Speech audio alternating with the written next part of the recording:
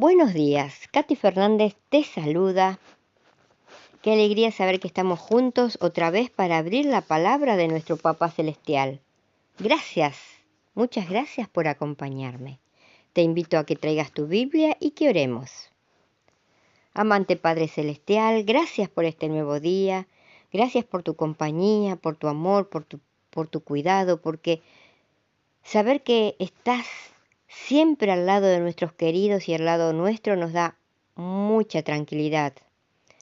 Ahora, Padre, vamos a abrir tu palabra y necesitamos que el mismo Espíritu que inspiró a los profetas nos ilumine para poder entender el mensaje que tenés para nosotros y nos potencie con tus fuerzas para andar por tus caminos, porque sabemos que solos no podemos. En el nombre de Jesús lo pedimos y lo agradecemos. Háblanos, Padre, necesitamos escucharte. Amén. El día martes 4 de junio lleva por título El Evangelio de Pablo. Además de defender su apostolado, ¿qué más enfatiza Pablo en su saludo inicial a los Gálatas? Leamos Gálatas capítulo 1, versículo del 3 al 5. Gálatas capítulo 1, versículo 3 al 5. Pablo, apóstol, no de hombres ni por hombres, sino por Jesucristo y por Dios el Padre, que lo resucitó de los muertos, y de todos los hermanos que están conmigo, a las iglesias de Galacia, gracia y paz sean a vosotros, de Dios el Padre y de nuestro Señor Jesucristo. Comparemos ahora con Efesios 1:2, Filipenses 1:2 y Colosenses 1:2, capítulo 1, versículo 2. Pablo, apóstol de Jesucristo por la voluntad de Dios, a los santos y fieles en Cristo Jesús que están en Éfeso. Ese es el 1. Y el 2, gracia y paz a vosotros de Dios nuestro Padre y del Señor Jesucristo.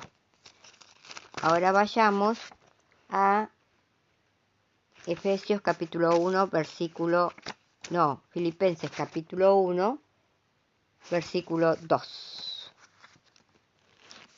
Gracia y paz a vosotros de Dios nuestro Padre y del Señor Jesucristo. Ahora Colosenses capítulo 1, versículo 2. A los santos y fieles hermanos en Cristo que están en Colosas, gracia y paz sea a vosotros de Dios nuestro Padre y Señor.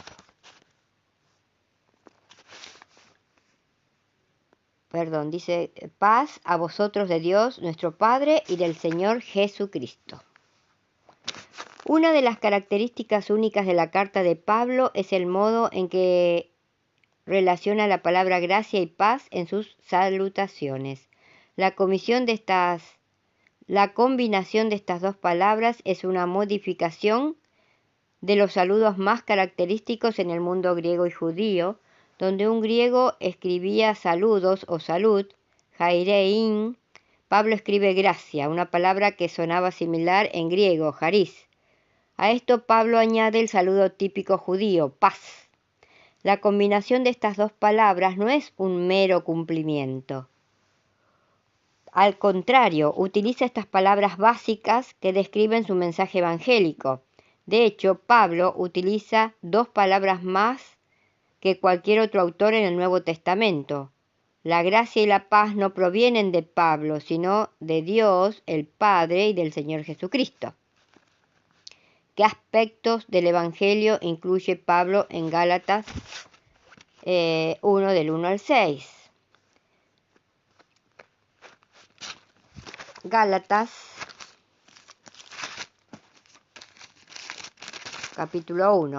Habíamos leído hasta el versículo 5. Leamos ahora el 6. Estoy maravillado de que tan pronto os hayáis alejado del que os llamó por la gracia de Cristo para seguir un evangelio diferente. Aunque Pablo tiene poco espacio en su saludo inicial para desarrollar la naturaleza del evangelio, describe magistralmente la esencia del evangelio en solamente unos pocos versículos. ¿Cuál es la verdad central sobre la que reside el Evangelio según Pablo? No es una muestra conforme a la ley, el punto que pregonaban los oponentes de Pablo. Al contrario, el Evangelio descansa plenamente en lo que Cristo logró por nosotros por medio de su muerte en la cruz y su resurrección entre los muertos. La muerte y la resurrección de Cristo hicieron algo que nunca podríamos hacer nosotros por nosotros mismos. Rompieron el poder del pecado y de la muerte, liberando a sus seguidores del poder del mal que sujetaba a tantos en temor y esclavitud. Cuando Pablo reflexiona en las maravillosas nuevas de la gracia y la paz que Dios creó para nosotros en Cristo, entra en una doxología espontánea que aparece en el versículo 5, que dice: a quien sea la gloria por los siglos de los siglos. Amén. Escribe tu propia interpretación de en qué consiste el Evangelio utilizando casi las mismas cantidad de palabras que Pablo usó en Gálatas, capítulo 1, versículo del 1 al 5, y lleva tus palabras a clase el sábado. Ahora pasamos al devocional que lleva por título ¿Por qué o para qué? Clamo a ti, pero no me escuchas. Me presento, pero no me atiendes. Job, capítulo 30, versículo 20. Hay muchas cosas en la vida que parecen no tener explicación. Entonces miramos al cielo y clamamos: Señor, ¿por qué? Y la respuesta parece no llegar de ningún lado. Quizá porque la pregunta correcta no debería ser ¿por qué?, sino ¿para qué? La experiencia de Jair, que en cierta ocasión se enfermó y tuvo que pasar varios días en el hospital, es una buena ilustración para muestra del propósito que tiene Dios detrás de todo lo que nos acontece. Acostado en el lecho del hospital, muchas veces se preguntó: Señor, ¿por qué? La respuesta no llegaba, pero en compensación pusieron un compañero en su habitación y Jair tuvo la oportunidad de hablarle de Jesús y darle estudios bíblicos mientras permanecía hospitalizado. El tiempo pasó. La pregunta hecha un día en el hospital parecía no tener respuesta, pero 12 años después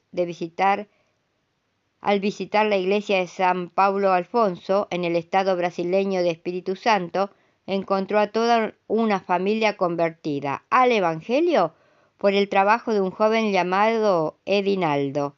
Edinaldo era el compañero de habitación a quien Jair había dado estudios bíblicos mientras se preguntaba inútilmente: Señor, ¿por qué?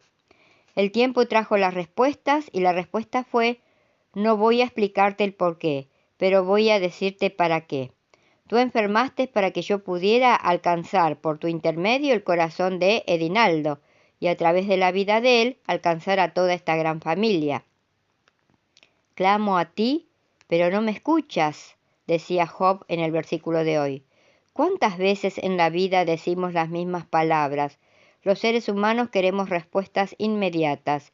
En la hora de la desesperación acusamos a Dios de ser injusto con nosotros. Él tiene tiempo para todo el mundo, menos para mí, pensamos, permitiendo muchas veces que crezca una rebelión en nuestro corazón.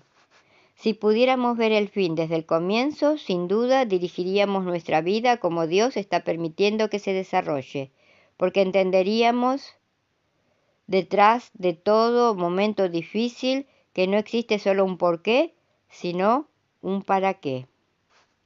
El sufrimiento humano tiene siempre un sentido de ser.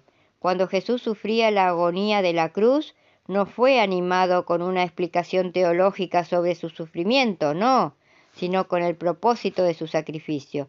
Estaba muriendo para salvar al hombre y eso ennoblecía cada gota de sangre que él derramaba.